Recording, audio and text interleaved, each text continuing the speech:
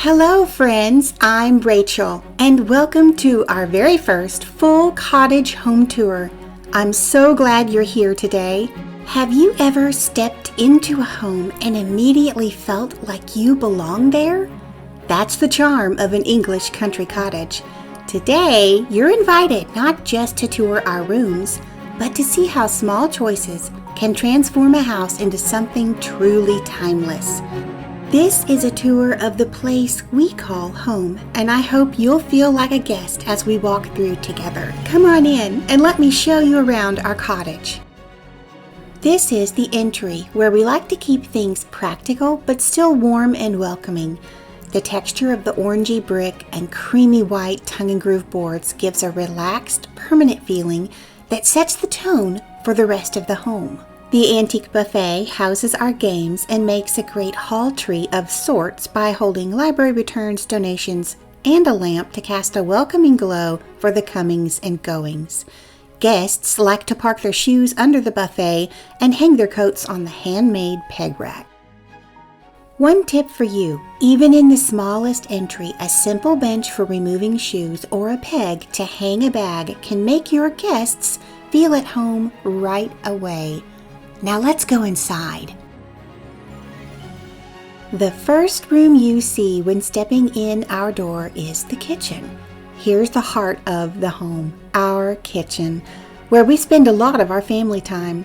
This room has had a complete remodel, bringing it from a dark and dated 1960s kitchen to the bright, inviting cottage-style kitchen you see today. My kind husband, Matt, and I did all the work ourselves, aside from installing the quartz peninsula and wallpapering the dining room. Here's a quick peek into the past.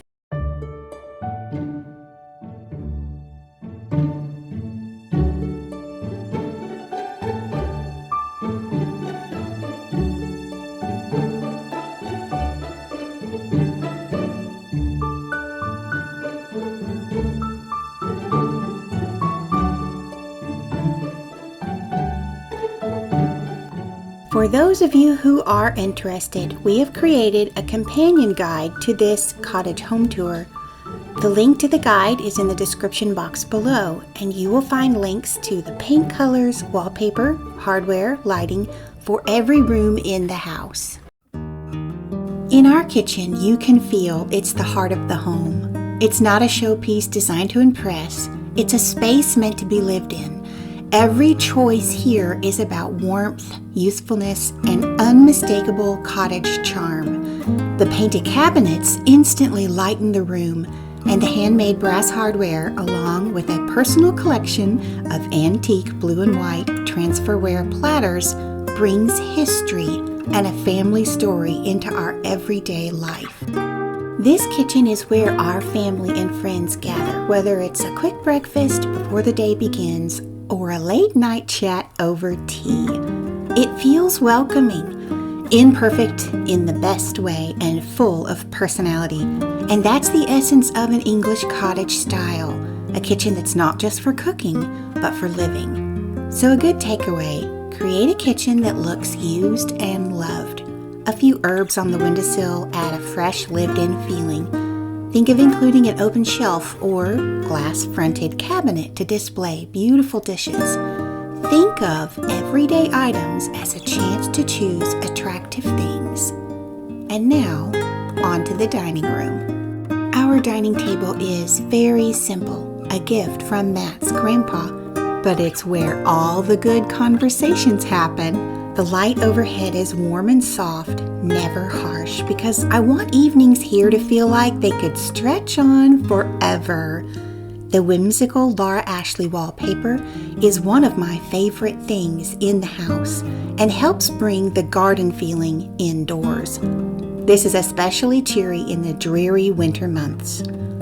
Above the table, the vintage brass Hollywood Regency chandelier adds a collected touch, adding that layer of character that can't be faked. And lastly, adding art on the walls in the dining room and kitchen, pieces that make me smile, reminds us that even kitchens can share beauty alongside function. Now let's step into the living room, or sitting room as the British would call it. The living room is really all about comfort. I've collected pieces over time, not matching sets, just things that feel right together. And that's what gives it its charm. Layers of texture, velvet cushions, a soft throw, stacks of books by the fire, they all tell the story of daily life. The English rolled-arm sofa is big enough to stretch out on your back for a relaxing read by the fire, and the high-back love seat is deliciously deep enough to tuck up your feet with a cup of hot tea and a juicy design book, which you can bet I love doing.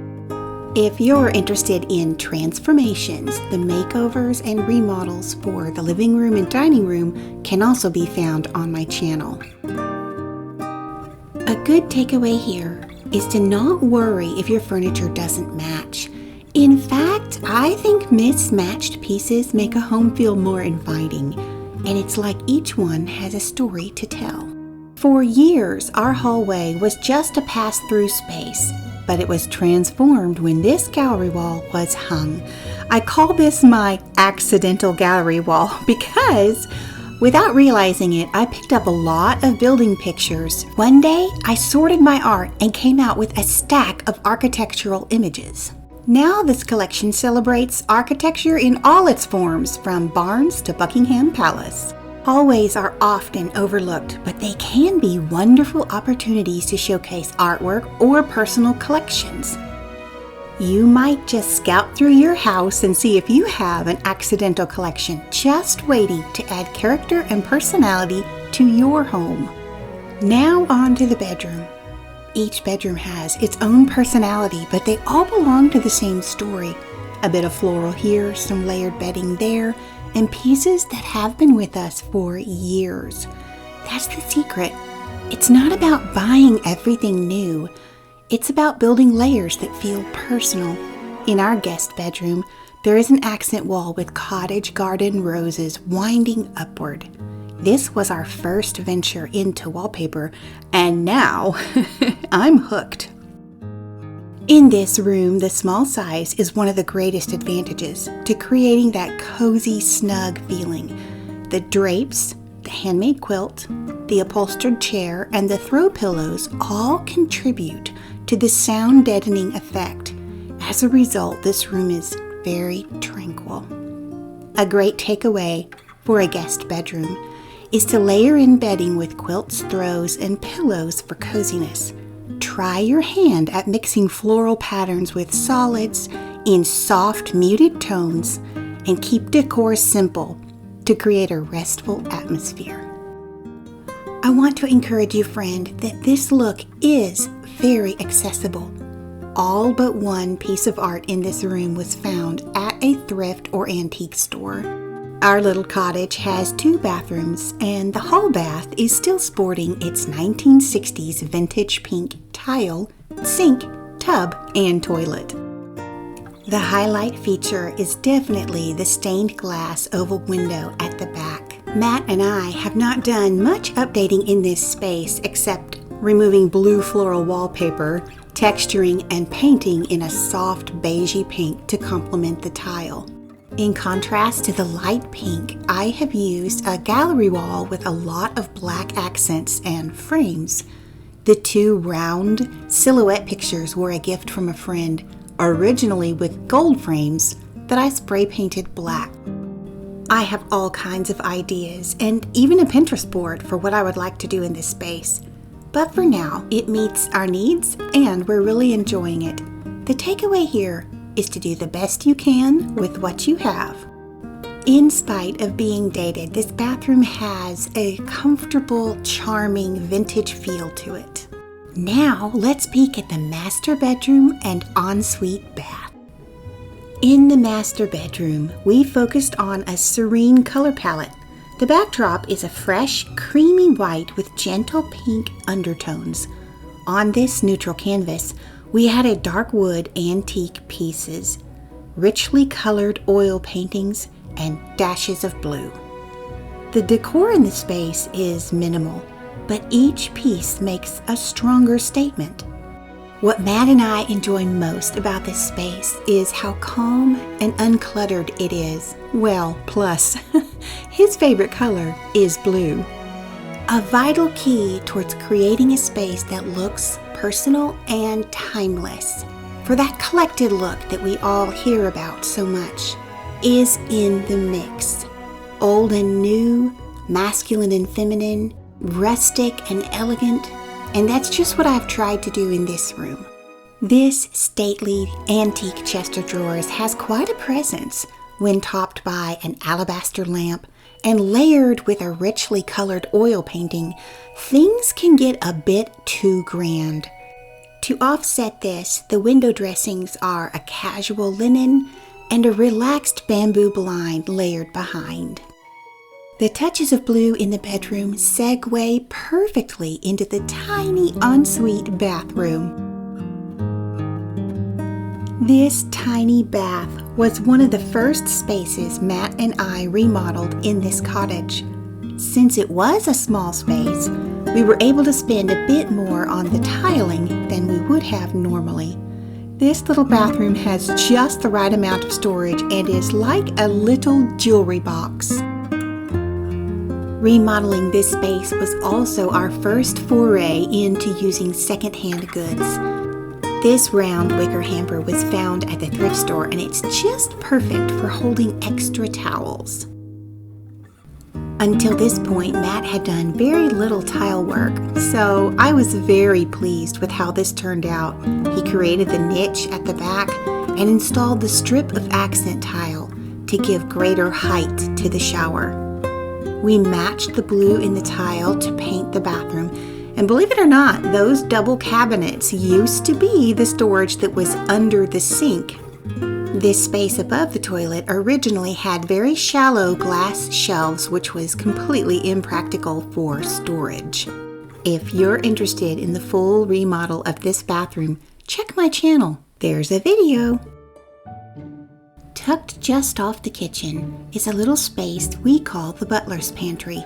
It works hard behind the scenes while still keeping cottage charm. The butler's pantry doubles as our utility room, so it's practical and pretty. The pantry and utility area turned into such a rewarding project. My favorite part, probably, of the entire room is this cabinet. This is the part, half of it anyway, that I call the butler's pantry. I do love to entertain and throw tea parties. Now everything we have is not only accessible, but it's beautifully stored. Once again, if you would like a full cabinet tour of this little space, check my channel for the video. We had fun trying a new paint color in the pantry. It gives the room a little distinction from the rest of the house, but it is still consistent with our overall home palette. Pairing this fresh light green with a deep purge and reorganization gave us a space that is not only functional but joyful to use. Next to our tall canned goods cabinet, we installed a built-in wall-mounted ironing board, which has been surprisingly handy.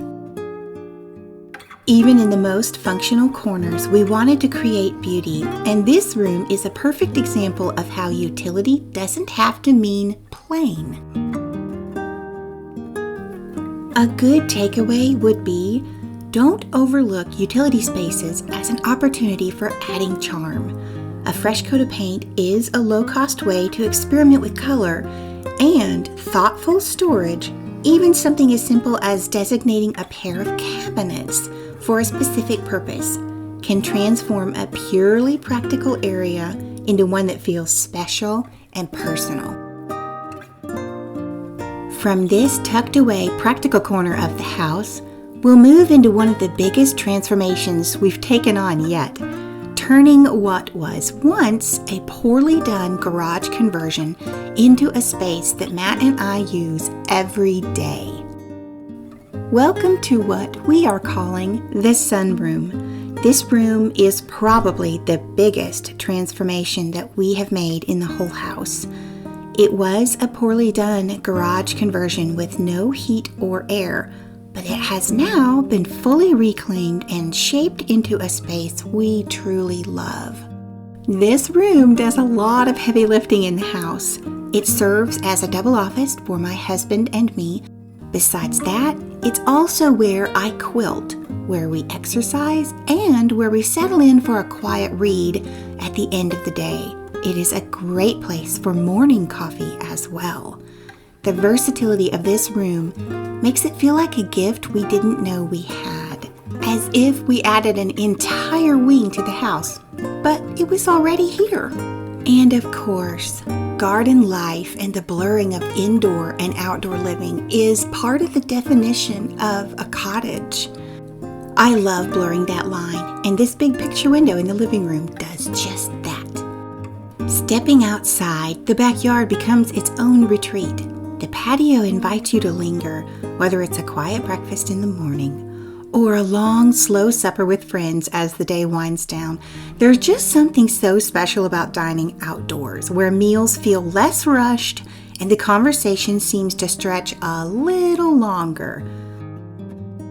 If you love patio living and you love DIY projects and dramatic transformations, you would enjoy our patio makeover series with all kinds of practical, accessible DIY projects any homeowner can do. Our patio is a good size, and it took 3 seasons of DIY projects to bring it to where it is today. If you're starting out on a porch or patio that has a lot of things that need to be fixed, just pick the handful that bug you the most and work at it over time. I'm sure you've heard this many times, but it bears repeating because it's true. Don't overlook the transformative power of paint.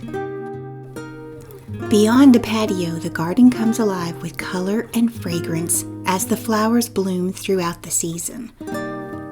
The comfy upholstered patio chairs found on Facebook Marketplace add to the sense of ease. They're not just seating, but an invitation to sit, relax, and truly enjoy the space. Above the patio, strings of bistro lights cast a soft golden twinkle in the evenings. They bring just the right amount of charm and whimsy, like a little celebration is always waiting to happen. Tucked among the flowers are vegetables, beans climbing up poles, potatoes nestled in the soil, and tomatoes ripening on the vine. There is a quiet delight in harvesting food from your own backyard, and then carrying it straight into the kitchen to be enjoyed at the table. This outdoor space has become more than a yard. It's an extension of our home, offering a reprieve from work and the busyness of the outside world, a place to relax and to refresh ourselves with family and friends. Take a second look at your outdoor spaces and imagine what they could become. Thank you so much for joining me on this tour. If you'd like to take a slower look, check out our room-by-room guide on my blog, stonecottagehome.com. You will find extra photos, practical decorating tips, and all the resources I use, from favorite paint colors to simple cottage-style accents you can try right away. I'd love for you to stop by and gather even more ideas for your own home. Check the description box below for a link. I can't wait to welcome you back again soon. Until next time, take care.